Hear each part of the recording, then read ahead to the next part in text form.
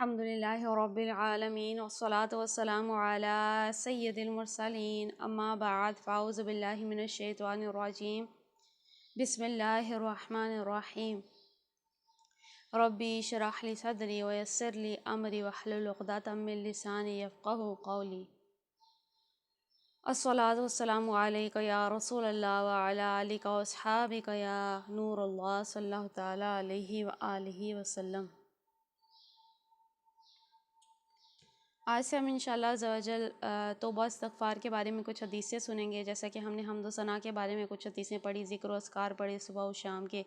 جس میں تیسرا اور چوتھا کلمے کے کلمات خاص طور پہ تھے، اور اس کے علاوہ سبحان اللہ و بحمدہ سبحان اللہ العظیم۔ آج ہم توبہ استغفار کے بارے میں کچھ سنیں گے۔ رسول اللہ صلی اللہ تعالیٰ علیہ وآلہ وسلم نے فرمایا، اللہ کی قسم میں 70 مرتبہ سے زیادہ اللہ تعالیٰ سے بخشش مانگتا ہوں اور اس کے سامنے توبہ کرتا ہوں۔ تو اب دیکھیں کہ آپ اللہ کے نبی ہو کر، اللہ کے رسول ہو کر 70 سے زیادہ مرتبہ اپنے لیے توبہ و بخشش مانگتے ہیں،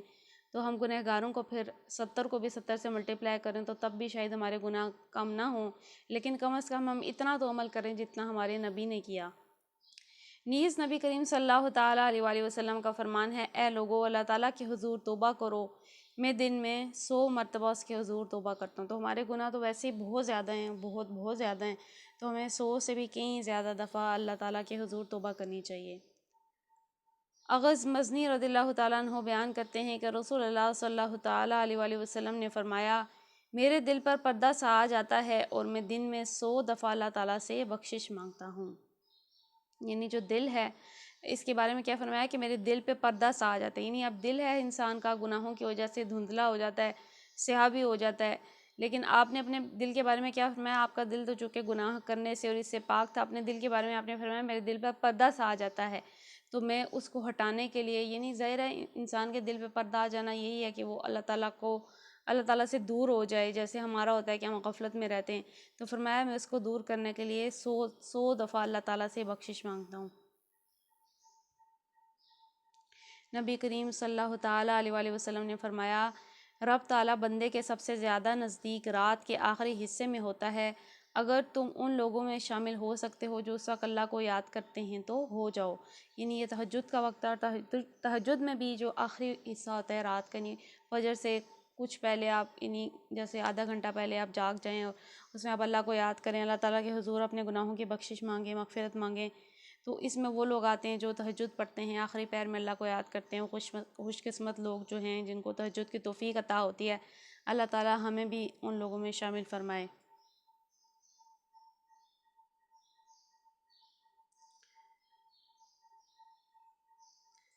تو لہٰذا فرمایا کہ اگر تم اس وقت میں جاگ سکتے ہو تو تم اس وقت اللہ کو یاد کرو۔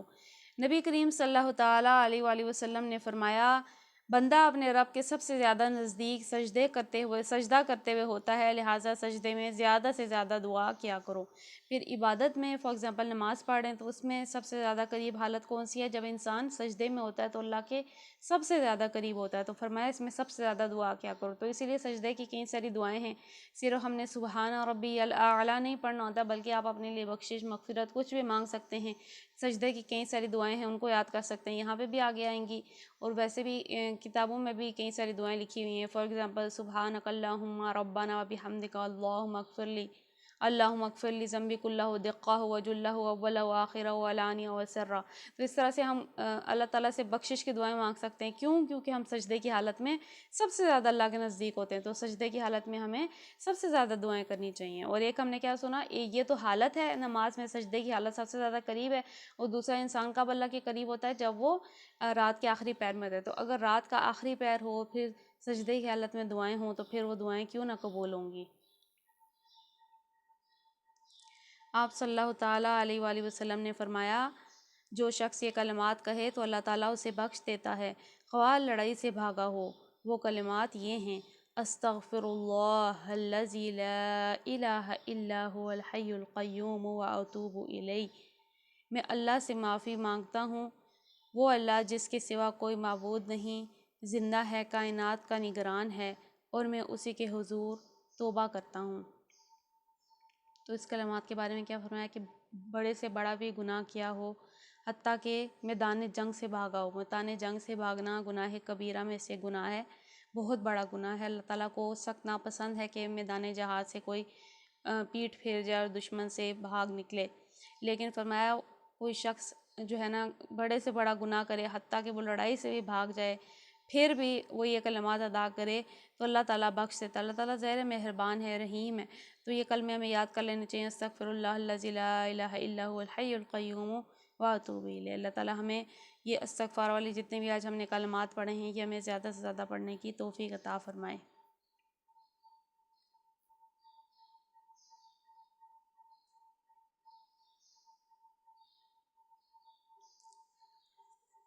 ہم اپنی تفسیر کو کنٹینیو کرتے ہیں۔ سورہ بقرہ آیت نمبر 219۔ اعوذ باللہ من الشیطان الرجیم، بسم اللہ الرحمن الرحیم۔ یسألونک عن الخمر والمیسر قل فیہما اسم کبیر ومنافع للناس واسمہما اکبر من نفعهما ويسألونك ماذا ينفقون قل العفو كذلك يبين الله لكم الآيات لعلكم تتفكرون۔ یسألونک، وہ آپ سے پوچھتے ہیں، عن الخمری، شراب کے بارے میں، والمیسری، اور جوئے کے بارے میں، قل فیہما، آپ کہہ دیں ان دونوں میں، اسم کبیر، بہت بڑا گناہ ہے، ومنافع للناس، اور فائدے ہیں لوگوں کے لیے، واسمہما، اور ان دونوں کا گناہ، اکبر، بہت بڑا ہے، من نفعہا، ان کے فائدے سے، ویسألونک، اور وہ آپ سے پوچھتے ہیں، ماذا ينفقون، کیا کچھ خرچ کریں، قل عفو، تم کہو، آپ کہہ دیں کہ ضرورت سے زائد خرچ کر دیں، کذالک، اس طرح، یبین اللہ، اللہ واضح کرتا ہے، لکم، تمہارے لیے، الآیاتی، اپنے احکام، لعلکم تتفکرون، تاکہ تم غور و فکر کرو۔ پوچھتے ہیں شراب اور جوئے کا کیا حکم ہے؟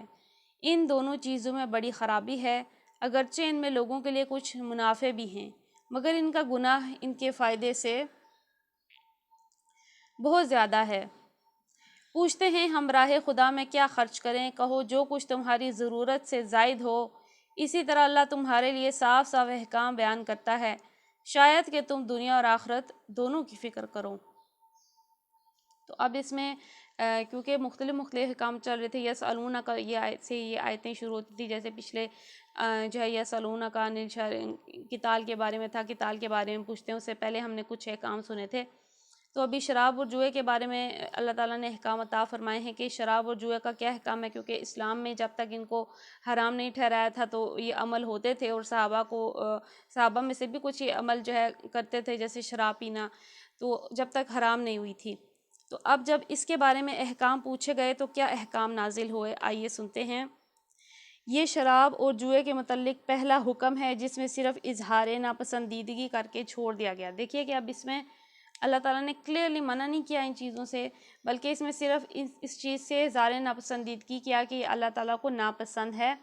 تاکہ ذہن ان کی حرمت قبول کرنے کے لیے تیار ہو جائے۔ یعنی کوئی بھی احکام ایک دم سے نہیں ڈال گئے، اسلام نے جب ایک نظام کو چینج کرنا تھا تو آہستہ آہستہ، جیسا کہ مثال کے طور پہ آپ جیسے غلام، لونڈی غلام کا کانسیپٹ جو ہے، اب اسلام نے ایک دم سے تو وہ سسٹم چینج کرنا پاسبل نہیں تھا، لیکن ایسی تعلیمات دیں کہ آزاد کر دیا جائے، ان کو اپنے برابر حقوق دیے جائیں، ان کو آزاد کرنے پہ اتنا اجر رکھا، پھر کچھ ایسی عبادات ہیں کچھ ایسے، یعنی کہ جسے کہتے ہیں کہ انسان نے اپنا جو کفارے دینے ہوتے ہیں، اس میں یہ شرط رکھ دی کہ غلام آزاد کیا جائے، تاکہ یہ چیز آہستہ آہستہ چھوڑ دی جائے، ختم کر دی جائے۔ اسی طرح سے شراب جوئے کے بارے میں بھی ایک دم سے تو چھوڑنے کا احکام نازل نہیں ہوئے، لیکن پہلے یہ آیتیں جو بھی ہم نے پڑھی ہیں، اس میں دیکھیے کہ کلیئرلی منع نہیں ہے، لیکن بتایا گیا کہ اس میں خرابی ہے، یہ چیز اچھی نہیں ہے۔ کیوں؟ کیونکہ اس میں گناہ بہت زیادہ ہے، یعنی اس میں فائدہ تو ہے، اب شراب کو بھی بطور دوا، بطور اور کئی سارے فائدے کے طور پہ لوگ استعمال کرتے ہیں، اسی طرح جوئے میں کئی دفعہ نفع ہو جاتا ہے، لیکن اس کے بارے میں کیا فرمایا کہ اس کا جو گناہ ہے وہ اس کے جو فائدہ ہے اس سے بہت بڑا ہے۔ بعد میں شراب پی کر نماز پڑھنے کی ممانعت آئی، اس کے بعد دیکھیں پہلے اس کی ناپسندیدگی کی یہ آیت آئی، اس کے بعد ہم آیتیں پڑھیں کہ وہ تھی کہ شراب جو ہے نماز پڑھتے ہوئے جو ہے شراب کے قریب مت جائیں۔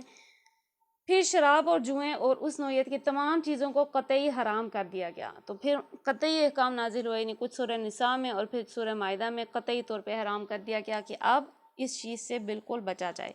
اور پھر اگلا سوال کہ راہ خدا میں لوگوں نے پوچھا کیا خرچ کریں، فرمایا جو ضرورت سے زائد ہے وہ راہ خدا میں خرچ کر دو. تو اس سے پتہ چلتا ہے کہ ہم جو ہے جیسے ہوتا ہے نا بہت ساری چیزیں سیو کر کے ہم نے رکھی ہوتی ہیں، ہم اپنا مال جوڑ رہے ہوتے ہیں، سونا بھی جوڑ لیں، زمینیں بھی بنا لیں، بینک بیلنس بھی بنا لیں. تو ایسا نہیں، اللہ تعالیٰ نے حکم دیا ہے کہ جو کچھ بھی ضرورت سے زائد ہے وہ راہ خدا میں خرچ کر دو. ہاں ضرورت والی چیز خرچ کرنے کو انکریج نہیں کیا جاتا کہ آپ کو خود ضرورت ہے اور آپ اپنے حصے کی چیز کسی کو دے دیں، ایون تو وہ بھی ایثار میں آتا ہے، لیکن یہ زیادہ اپریشیٹو راستہ نہیں ہے. کیونکہ کئی سارے ایسے واقعے تھے کہ ایک بار کوئی کپڑے مانگنے آ گیا تھا تو رسول اللہ نے اپنی قمیض عطا فرما دی تھی کیونکہ آپ کے پاس اور کچھ نہیں تھا. پھر جب نماز کا وقت آیا تو آپ جب پرانی قمیض تھی وہی، یعنی یا تو دھو کے عموماً بیٹھے ہوئے تھے یا انتظار میں تھے کہ اب آپ کس طرح سے جائیں گے. تو اس موقع پہ آیتیں نازل ہوئی تھی کہ اپنی ضرورت کی جو چیزیں یہ نہ وہ بھی دے دو اور پھر خود ایسے بیٹھے رہو. تو اس لیے اپنی ضرورت کی چیزیں رکھ کے جو بھی زائد ہے وہ آپ راہ خدا میں کھل کے خرچ کریں، اس پہ کوئی پابندی نہیں ہے.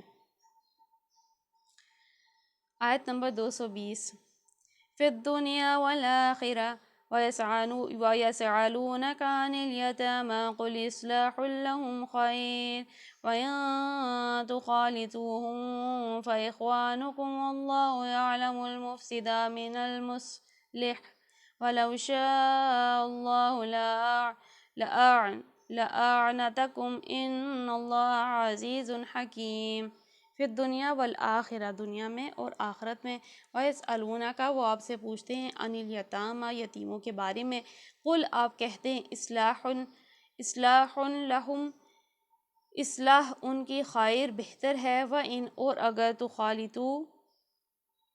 تخالطوہم، ملا لو ان کو، فإخوانکم، تو بھائی تمہارے. واللہ، اور اللہ، یعلم المفسد، جانتا ہے خرابی کرنے والا، من المصلح، اصلاح کرنے والے کو بھی. اور وَلَوْ شَاءَ، اور اگر چاہتا، اللہ لَأَعْنَتَكُمْ، ضرور مشقت میں ڈالتا تم کو. ان اللہ عزیز حکیم، اللہ عزیز ہے، حکمت والا ہے. پھر اسی طرح سے یسالونہ سے کافی سارے سوال اور دینی مسئلے آ گئے ہیں. پوچھتے ہیں یتیموں کے ساتھ کیا معاملہ کیا جائے. کہو جس طرز عمل میں ان کے بھائی ان کے لیے بھلائی ہو وہی اختیار کرنا بہتر ہے. اور اگر اپنا اور ان کا خرچ اور رہنا سہنا مشترک رکھو تو اس میں کوئی مذائقہ نہیں. آخر وہ تمہارے بھائی بند ہی تو ہیں. برائی کرنے والے اور بھلائی کرنے والے دونوں کا حال اللہ پر روشن ہے. اللہ چاہتا تو اس معاملے میں تم پر سختی کرتا، مگر وہ صاحب اختیار ہونے کے ساتھ صاحب حکمت بھی ہے. اب اس آیت میں کئی ساری چیزیں آ گئی. اگلا مسئلہ جو آیا وہ یتیموں کے بارے میں. لوگوں نے پوچھا کہ ان کے ساتھ کیسا معاملہ کیا جائے، تو فرمایا گیا بھلائی کی جائے ان کے ساتھ، وہ سب سے بہتر ہے. اور فرمایا کہ ان کا خرچ اور رہنا سہنا اکٹھے رکھو یا الگ رکھو، اس میں کوئی مذائقہ نہیں ہے، وہ تمہارے بھائی ہیں. اور پھر فرمایا برائی کرنے والے بھلائی کرنے والے برابر نہیں ہیں. اب فار ایگزامپل کوئی یتیم کے ساتھ اچھا بنے اور اچھا بن کے اسی بہانے اس کا مال کھا لے، یا کوئی یتیموں کے ساتھ ظلم کر رہا ہے، یعنی کہ کوئی بھی طرح کا عمل ہے، یا کوئی عام انسان کسی کے ساتھ کوئی نیکی کر رہا ہے، بھلائی کر رہا ہے، برائی کر رہا ہے، کوئی سازشوں کے ذریعے کر رہا ہے، سامنے اچھا بنا ہے، کوئی بھی طریقہ ہو سکتا ہے. اللہ پہ سب کا حال روشن ہے. لوگوں سے تو آپ چھپا سکتے ہیں اپنا حال، اللہ سے نہیں چھپا سکتے. تو اس لیے اللہ سے ہر وقت ڈرنا چاہیے کہ بھلے لوگوں کو ہمارے اس معاملے کا علم نہیں ہے، ہم کوئی گناہ چھپ کے کر رہے ہیں یا ہم کسی کے خلاف کوئی سازش چھپ کے کر رہے ہیں، لوگوں کو اس کا علم نہیں ہے، لیکن اللہ پہ ہمارا حال کھلا ہوا ہے، کھلی کتاب کی طرح ہی. اللہ تعالیٰ دلوں کے حال تک سے، دلوں میں گزرنے والے خیال تک سے، ہر بات سے واقف ہے. تو وہ ہمارے شکل و صورتوں کو، کپڑوں کو نہیں دیکھتا، اللہ تعالیٰ ہمارے دلوں کو دیکھتا ہے. تو اگر ہمارے دلوں میں گناہ ہے، بغض ہے، اور ہم جو ہے دلوں میں اللہ کا خوف نہیں ہے، گناہ کرنے سے لوگوں کا ہے، تو پھر اللہ پہ تو ہمارا معاملہ کلیئر ہے، پھر ہمارا کیا بنے گا. تو پھر اللہ تعالیٰ فرما رہا ہے اللہ چاہتا تو اس معاملے میں تم پر سختی کرتا ہے. نہیں، وہ تمہارے دلوں کے حال سے واقف ہے، وہ جانتا ہے ہمارے دلوں میں کیا ہے. ہمارے ہو سکتا ہے دل میں کچھ اور ہے، زبان پہ کچھ اور ہو. بتایا جا رہا ہے اللہ تو جانتا ہے، تمہارے دلوں سے کو بھی جانتا ہے، اور جو تمہارا باہر ہے اس کو بھی جانتا ہے. وہ چاہتا تو فوراً تمہاری پکڑ فرما لے تمہارے گناہ پہ یا تمہارے برے ارادے پہ یا تمہارے کسی عمل پہ، لیکن اللہ صاحب حکمت بھی ہے، یعنی صاحب اختیار تو وہ ہے ہی ہے، ہر چیز پہ وہ قادر ہے، جو چاہے جس لمحے چاہے ہماری پکڑ فرما لے۔ جیسے پچھلی امتوں میں گناہ ہونے پہ فوراً پکڑ ہو جاتی تھی، کوئی گناہ کرتا تھا تو اگلے دن اس کا چہرہ بدلا ہوتا تھا، استغفر اللہ۔ تو اب اللہ صاحب اختیار تو ہے، کچھ بھی چاہے تو ہمارے ساتھ کر سکتا ہے، کہیں سے بھی ہمیں پکڑ سکتا ہے، لیکن وہ صاحب حکمت بھی ہے، وہ حکمت کے تحت جب چاہتا ہے، اگر چاہتا ہے تو کسی کی پکڑ فرماتا ہے، یا یہ کہ ایک وقت تک اس نے مہلت دی ہوئی ہے، موت تک دی ہوئی ہے، پھر قیامت میں حشر میں پھر جو بھی گنہگار ہیں وہ تو پکڑے ہی جائیں گے، پھر اس کی حکمت ہے، وہ مہلت دیتا ہے کہ انسان جو ہے لوٹ آئے درست راستے کی طرف۔ وَلَا تَنكِحُوا الْمُشْرِكَاتِ حَتَّى يُؤْمِنُوا لَأَمَةٌ مُؤْمِنَةٌ خَيْرٌ مُشْرِكَةٍ وَلَوْ أَعْجَبَتْكُمْ وَلَا تُنكِحُوا الْمُشْرِكِينَ حَتَّى يُؤْمِنُوا وَلَعَبْدٌ مُؤْمِنٌ خَيْرٌ مِّن مُّشْرِكٍ وَلَوْ أَعْجَبَكُمْ أُولَٰئِكَ يَدْعُونَ إِلَى النَّارِ وَاللَّهُ يَدْعُو إِلَى الْجَنَّةِ وَالْمَغْفِرَةِ بِإِذْنِهِ وَيُبَيِّنُ آيَاتِهِ لِلنَّاسِ لَعَلَّهُمْ يَتَذَكَّرُونَ۔ اب جیسے کہ مسائل آ رہے تھے تو اس آیت میں بھی آتے ہیں، نکاح کے کچھ مسائل ہیں۔ وَلَا تَنكِحُوا، اور نہ تم نکاح کرو، المشرکاتی مشرک عورتوں سے، حتیٰ یؤمنوا،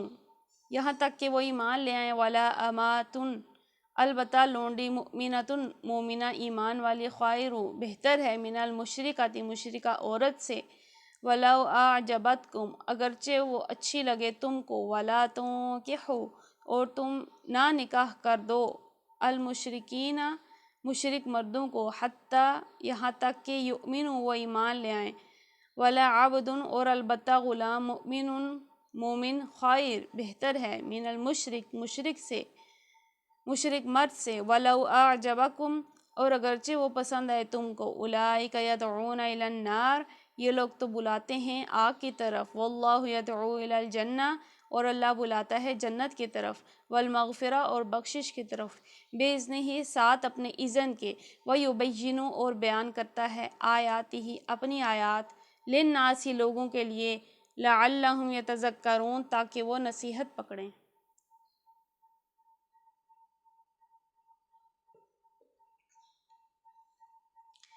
اور تم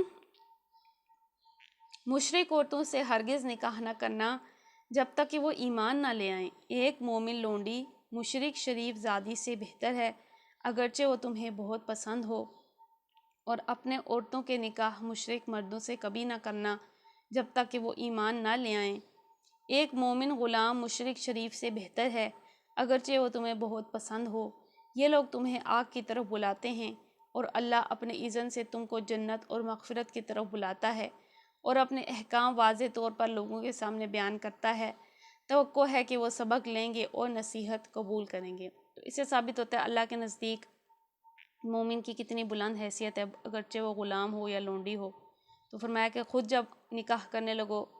تو تم جو ہے ایمان والی سے کرو، مومن سے کرو، اب بھلے وہ اس کے مقابلے میں کوئی آزاد مشرکہ ہو جو تمہارے دل کو کتنی بھاتی ہو، لیکن اس کے مقابلے میں ایک لونڈی ہو جو مومن ہو تو وہ تمہارے حق میں بہتر ہے۔ اسی طرح سے جب اپنی عورتوں کے نکاح کرنے لگو تو مشرک مردوں سے نہ کر دو، مال و دولت دیکھ کے یا کوئی اور دنیاوی فائدہ دیکھ کے، اگرچہ کوئی غلام ہی ہو لیکن وہ مومن ہو تو اس کو پریفرنس دو۔ تو کیوں؟ وجہ کیا ہے کہ یہ لوگ تو دنیا اس طرح سے دنیا کے کسی نفع کو سامنے رکھتے ہوئے تمہیں آگ کی طرف بلاتے ہیں، ظاہر ہے وہ مشرک ہے، وہ اس پہ افیکٹ کرے گا اس کا دین، اس کے غلط عقائد۔ تو فرمایا یہ لوگ تو تمہیں آگ کی طرف بلاتے ہیں اور اللہ تمہیں جنت کی طرف بلا رہے ہیں، یعنی اللہ نے جو راستہ دیا ہے اس کو اختیار کرو، اور اپنے احکام واضح طور پر لوگوں کے سامنے بیان کرتا ہے کہ توقع ہے کہ وہ سبق لیں گے۔ یہ ہے علت و مصلحت اس حکم کی جو مشرکین کے ساتھ شادی بیاہ کا تعلق نہ رکھنے کے متعلق اوپر بیان ہوا ہے۔ عورت اور مرد کے درمیان نکاح کا تعلق محض ایک شہوانی تعلق نہیں بلکہ وہ گہرا تمدنی، اخلاقی اور قلبی تعلق ہے۔ مومن اور مشرک کے درمیان اگر یہ قلبی تعلق ہو تو جہاں اس امر کا امکان ہے کہ مومن شوہر یا بیوی کا اثر سے مشرک شوہر یا بیوی پر، اس کے خاندان اور آئندہ نسل پر اسلام کے عقائد اور طرز زندگی کا نقش ثبت ہوگا، وہیں اس امر کا بھی امکان ہے کہ مشرک شوہر یا بیوی کے خیالات اور طور طریقوں سے نہ صرف مومن شوہر یا بیوی بلکہ اس خاندان اور دونوں کی نسل تک متاثر ہو جائے۔ تو اب کیا ہے کہ جب ظاہر ہے اگر آپ کے بیچ میں نکاح کا رشتہ ہے تو پیار و محبت اور ایک قلبی تعلق بھی ہو جاتا ہے، تو اگر مشرکوں کے ساتھ ایسا تعلق ہو جائے تو پھر ان کے عقائد سے نہ صرف آپ خود افیکٹ ہوں گے بلکہ آپ کا خاندان اور اس کے علاوہ آنے والی نسلیں بھی اس سے متاثر ہوں گی۔ اور غالب امکان ہے کہ اس امر کا ایسے ازواج سے اسلام اور کفر کی ایک ایسی معجون مرکب اس گھر اور خاندان میں پرورش پائے گی جس کو غیر مسلم خواہ کتنا ہی ناپسند کریں مگر اسلام کی طرح پسند کرنے کے لیے تیار نہیں ہیں، اور جو شخص صحیح معنوں میں مومن ہو وہ محض اپنے جذبات شہوانی کی تسکین کے لیے کبھی خطرہ موڑ نہیں لے سکتا۔ اب بھلے آپ کو ظاہری طور پہ کوئی مشرک مرد مشرک عورت اپنی عورت کے لیے یا اپنے لیے کتنا ہی اچھا لگ رہا ہو، لیکن محض شہوت کو دیکھ کے مومن فیصلہ نہیں کرتا۔ نہیں، جب بھی نکاح کا فیصلہ کیا جائے اس لیے کہا جاتا ہے کہ آپ یہ سوچیں کہ کیا آپ فلاں کو اپنے بچوں کے والدہ کے طور پہ دیکھتے ہیں یا فلاں کو اپنے بچوں کے والد کے طور پہ دیکھتے ہیں، تو یہ دیکھنا چاہیے، اگلی نسل کا سوچنا چاہیے کہ انہوں نے اگلی نسل کو پرورش کرنی ہے تو ان کو کیا خیالات یا کیا ان کو طور طریقے ہوں گے۔ تو لہٰذا وہ خود بھی نادانستہ اپنی زندگی کے کسی پہلو میں کفر و شرک سے متاثر ہو جائے، تو خوف ہوتا ہے کہ وہ کبھی خود بھی ہو سکتا ہے کہ وہ ان کے غلط عقیدوں کو دیکھ کے خود بھی وہ اس طرف چلا پڑے، اور اگر بالفرض ایک فرد مومن کسی فرد مشرک کے عشق میں بھی مبتلا ہو جائے تب بھی ایمان کا تقاضا یہی ہے کہ اپنے خاندان، نسل اور خود اپنے دین و اخلاق پر اپنے شخصی جذبات قربان کر دے۔ تو اپنی اگلی نسل کو بچانے کے لیے اگر وہ کسی عشق محبت میں بھی مبتلا ہو گیا کسی مشرکہ کے ساتھ، یا کوئی عورت ہو گئی ہے کسی مشرک کے ساتھ، تو وہ اس کے ایمان کا تقاضا یہ ہے کہ وہ اپنے خاندان کو، اپنی آنے والی نسلوں کو جو ہے اس غلط راستے پہ جو اسے کفر کی طرف لے کے جا رہا ہے اس سے بچائے۔ تو یہ ہے اسلام کی تعلیمات نکاح کے رشتے کے حوالے سے۔ آگے پھر کئی سارے اور احکام عورتوں سے متعلق احکام آئیں گے۔ آج ہم نے جو ہے شراب جوئے کے احکام سنے، ہم نے یتیموں کے بارے میں سنا، ہم نے راہ خدا میں کیا صدقہ کرنا اس حوالے سے سنا، نکاح مشرکوں سے نکاح کرنے کے حوالے سے سنا، اس کے علاوہ ہم نے استغفار کی فضیلت کے بارے میں احادیث مبارکہ سنی۔ اللہ تعالیٰ سے دعا کرتے ہیں کہ آج کے ہم نے جو کلاس میں سنا، تفسیر میں سنا، جو احادیث میں سنا، اللہ پاک عمل پیرا ہونے کی توفیق عطا فرمائے، ہمیں زیادہ زیادہ استغفار کرنے کی، زیادہ زیادہ صدقہ و خیرات کرنے کی، اور جو بھی اللہ تعالیٰ نے احکام شریعت عطا فرمائے ہیں ان کی ہمیں اللہ تعالیٰ پابندی کرنے کی توفیق عطا فرمائے۔ آمین بجاہ النبی الامین صلی اللہ تعالیٰ علیہ وآلہ وسلم۔ الصلاۃ والسلام علیک یا رسول اللہ، الصلاۃ والسلام علیک یا حبیب اللہ، سبحانک اللہم بحمدک لا الہ الا انت استغفرک واتوب الیک۔ بسم اللہ الرحمن الرحیم، وصلی اللہ علی محمد صلی اللہ تعالیٰ علیہ وآلہ وسلم۔ السلام علیکم ورحمۃ اللہ وبرکاتہ۔